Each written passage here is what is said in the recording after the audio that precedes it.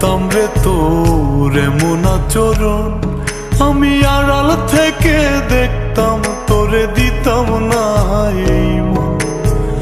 লোক নিন্দা সইব কত তুই বন্ধুর কারণে রে, তুই বন্ধুর কারণে।